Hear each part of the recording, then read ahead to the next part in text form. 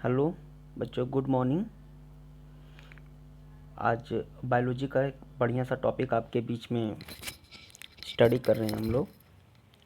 आप इसका स्क्रीनशॉट लेकर इसका नोट्स बना लीजिएगा और इसका क्लास में भी हम इसका चर्चा करेंगे और एक बार पढ़ा भी दिए हैं इसको, तो रिवीजन भी हो जाएगा, आपको एक तरह से नोट्स भी मिल जाएगा। तो चलिए स्टार्ट करते हैं। जीवधारियों का वर्गीकरण। वर्गीकरण का मतलब ये हुआ कि मतलब जितने भी हमारे दुनिया में जीव हैं उनको बांटा जाए और उनको स्टडी करने में थोड़ा इजी हो जाए। जैसे इतने सारे एनिमल हैं कि अगर उनको हम पढ़ें तो एक साथ नहीं स्टडी कर सकते हैं। अच्छा, जब बात हम लिविंग थिंग्स का करते हैं तो इसमें दो लोग आ जाते हैं। एक तो हमारा प्लांट आ जाता है और दूसरा हमारा एनिमल आ जाता है। प्लांट में भी बहुत सारे प्लांट्स आते हैं, एनिमल में भी बहुत सारे एनिमल आते हैं। तो इनको एक तरह से स्टडी करने के लिए सिंप्लीफाई किया गया, एक सुव्यवस्थित ढंग से व्यवस्थित किया गया और इजी बनाया गया कि कैसे हम इसको अच्छे से स्टडी कर सकें। तो उसके लिए कई पद्धति आई, कई तरह का क्लासिफिकेशन किया गया, वर्गीकरण किया गया कि हम कैसे एक तरह के जीवों को, जैसे वर्गीकरण का मतलब क्या होता है? वर्गीकरण का मतलब होता है कि जिनका लक्षण एक जैसा दिखाई दे आपको, एक जैसा लक्षण, जैसे वो पानी में ही रहते हैं, जैसे वो स्थल पे रहते हैं, जैसे वो वायु में उड़ते हैं, या उनका भोजन क्या है, रहने का जगह क्या है, वो कितने तापमान पर वो रह सकते हैं, वो चल सकते हैं कि नहीं, वो उड़ सकते हैं कि नहीं, उनका डाइजेशन सिस्टम कैसा है, उसमें हृदय किस तरह से पाया जा रहा है, रक्त प्रवाह किस तरह से हो रहा है। तो ये सारे लक्षण होते हैं किसी भी जंतु का। और ऐसे ही पौधों में बहुत सारे फिजियोलॉजी होते हैं। तो इस बेस पर हम क्या करते हैं, पौधों का वर्गीकरण करते हैं। और एक जैसा मतलब सेम कैरेक्टर वाले, मतलब एक जैसे लक्षण वाले, सेम कैरेक्टर वाले एनिमल को एक साथ हम लोग रखते हैं, एक ग्रुप, एक घर की तरह, और उसका स्टडी करते हैं। जैसे जैसे एक गांव है, अब इस गांव में बहुत सारे घर बने हुए हैं, ठीक है, और इन घरों में बहुत सारे लोग रह रहे हैं, बहुत सारे लोग रह रहे हैं। तो किसी एक अननोन पर्सन को, किसी अनजान व्यक्ति को अपने गांव का आप परिचय कैसे कराएंगे? क्या सारे गांव के व्यक्ति एक साथ में एक जगह इकट्ठा हो जाएं, ये सारे लोग, तो क्या आप इनको बता पाएंगे कि ये कौन कौन है? बहुत देर लगेगा।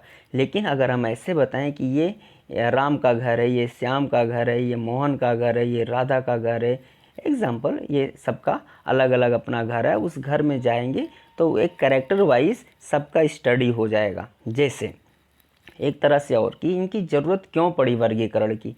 जैसे आप एक स्कूल में जाते हैं तो स्कूल में क्या होता है, बहुत सारे कमरे बने होते हैं और हर कमरा में अलग अलग क्लासेस चलते हैं। मान लो फर्स्ट क्लास चल रहा है, सेकेंड, ये थर्ड, ये फोर्थ, और सारे स्कूल में लगभग जो है 1000 से भी ज़्यादा स्टूडेंट रहते हैं, 1000 से भी ज़्यादा स्टूडेंट रहते हैं। तो सारे स्टूडेंट को एक साथ हम लोग वहाँ पर नहीं बता सकते हैं। तो इसलिए क्या होता है कि वहाँ पर क्लासेस बनाई गई। अब क्लासेस जब बनाई गई तो उसमें एक क्लास जो होता है उसमें ऐसे बच्चों को बिठाया गया जिनका कैरेक्टर, जिनका लक्षण एक जैसा हो, एक जैसा सिलेबस वाला है, मैथ वाले एक साथ में, बायो वाले एक साथ में हैं। तो उससे हमें ये आसान हो गया कि एक टीचर जाएगा वहाँ, लेक्चर देगा और सारे बच्चे उसको समझ लेंगे। ये इजी करने के लिए सेम प्रोसेस इसी तरह से जीवधारियों का भी वर्गीकरण किया। और पहला वर्गीकरण, जो पहला सिद्धांत जो आया, उसे कहा गया द्विनाम पद्धति। द्विनाम पद्धति क्या होता है?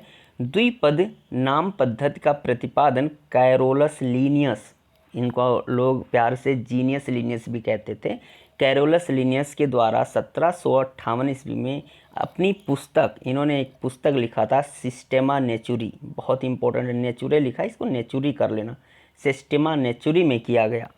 सिस्टेमा नेचुरी इनके किताब का नाम था। और इन्होंने अपना जितना भी ये सिद्धांत दिया उसे द्विनाम पद्धति बताया वर्गीकरण का, और इसे अपनी इस किताब में अंकित किया।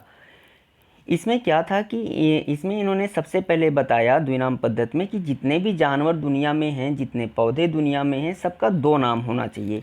एक नाम उनके वंश का नाम होना चाहिए, वंश का नाम, और एक नाम उनके जाति का नाम होना चाहिए।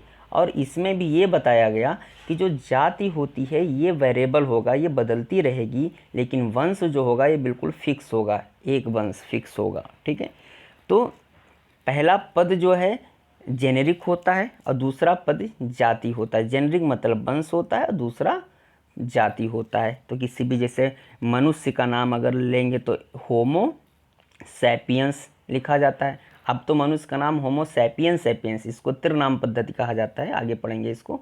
जैसे आप लेते हैं आलू, तो उसको कहते हैं सोलेनम ट्यूबरोसम, तो ये हो गया आलू का वंश और ये हो गया आलू का जाति।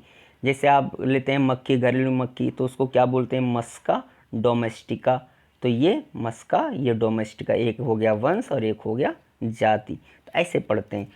तो इसको हम अलग से पढ़ाएंगे, बहुत सारे जानवरों का नाम हम लोग पढ़ेंगे। जैसे कुत्ता है कैनिस फैमिलियरिस, ठीक, इसी तरह से फेलिस लियो टाइगर।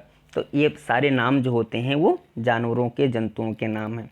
आगे हम लोग देखते हैं इसमें क्या किया गया। फिर आगे इन्होंने एक दूसरा, ये तो द्विनाम पद्धति बहुत पहले, अच्छा इससे भी पहले सिस्टम में था, अरस्तु ने बांटा था। अरस्तु ने क्या किया था कि उन्होंने बताया कि ब्लड के लेवल पे और जो है रहने के स्थान के आधार पर उन्होंने जीवों को बांट रखा था। वो बहुत पहले की बात है, 382-80 ईसा पूर्व की बात है। तो उसके बाद में जो है जंतु वनस्पति इन सबका नया नया वर्गीकरण किया गया। अब जो मान्य वर्गीकरण है, जिसको माना जाता है, बहुत सारे ऐसे वर्गीकरण इसमें कुछ त्रुटियां रही हैं, लेकिन जो मानने वाला है उसे कहते हैं 5 किंगडम क्लासिफिकेशन, पंच जगतीय वर्गीकरण। तो ये जो पंच जगतीय वर्गीकरण है, हिंदी में आप लोग लिख लीजिएगा, पंच जगतीय वर्गीकरण ये मान्य है। एक मतलब द्विजगतीय वर्गीकरण, त्रिजगतीय वर्गीकरण, और फोर्थ है, फिफ्थ है, सिक्स्थ तक जाता है, 6 जगतीय वर्गीकरण तक जाता है। मैं हिंदी थोड़ा कंफ्यूज हो रहा है, ठीक है। इसको जो 5 जगतीय वर्गीकरण जो बताया गया उसको दिया गया था आर.एच. व्हिटकर के द्वारा। आर.एच. व्हिटकर ने 1969 में इस रूल को दिया था। इसके अकॉर्डिंग दुनिया में जितने भी लिविंग थिंग्स हैं उनको 5 भागों में बांटा गया, मोनेरा, प्रोटिस्टा, प्लांटी, कवक और एनिमलिया।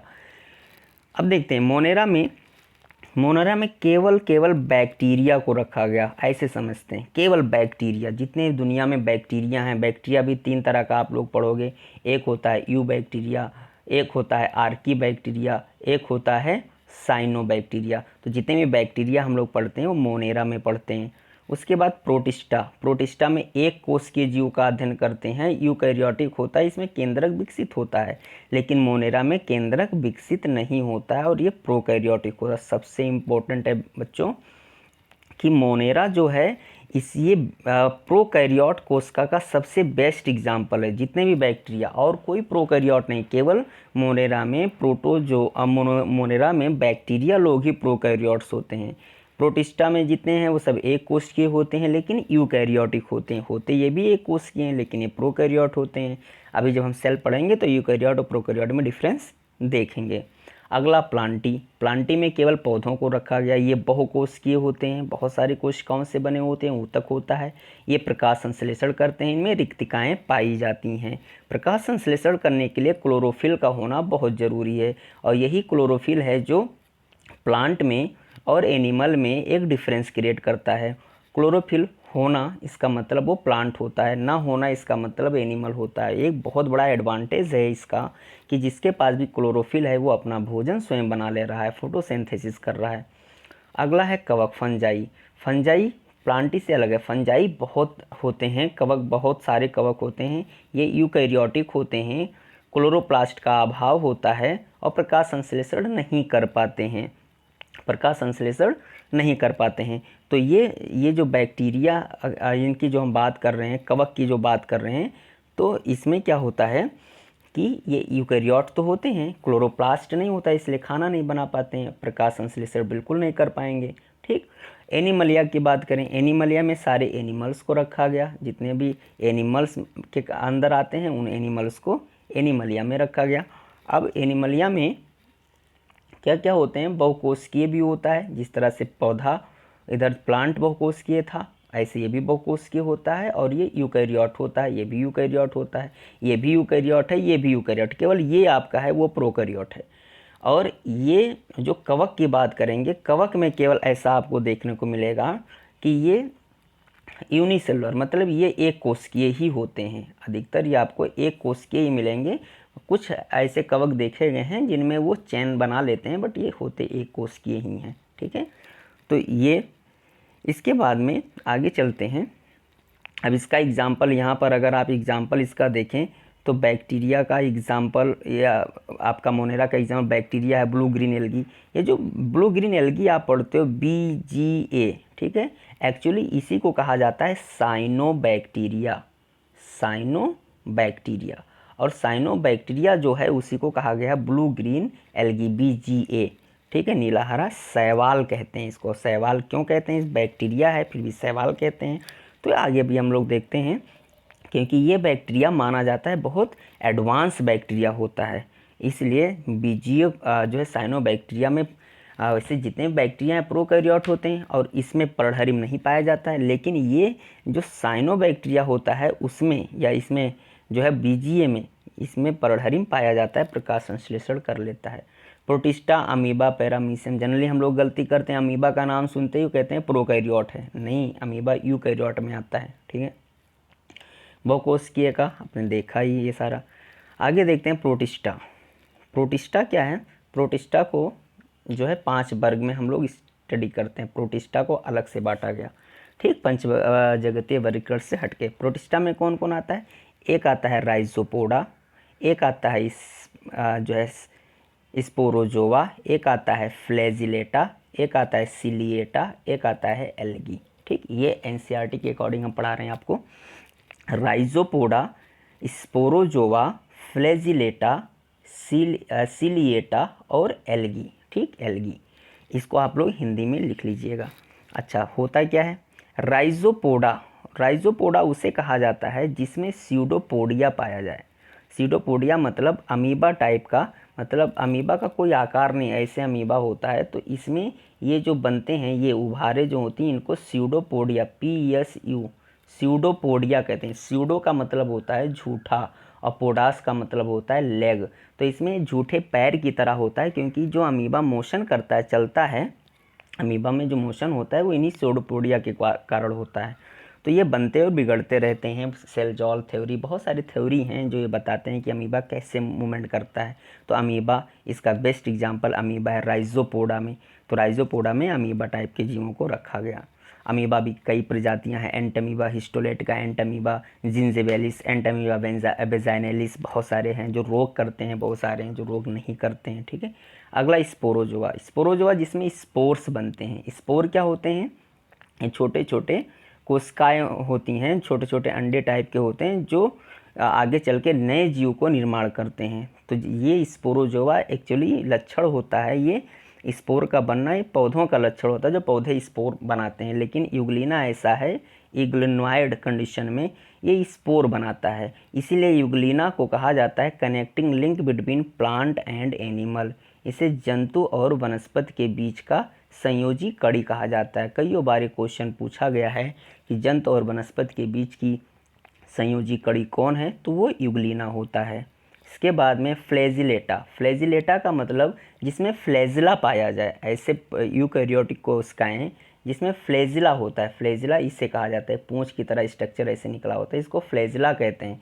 तो ये इसके द्वारा ये मूवमेंट करते हैं, गति करते हैं और चलते हैं, और जो है तापमान का पता करते हैं, मतलब एज दिमाग की तरह भी ये यूज़ करते हैं इसका।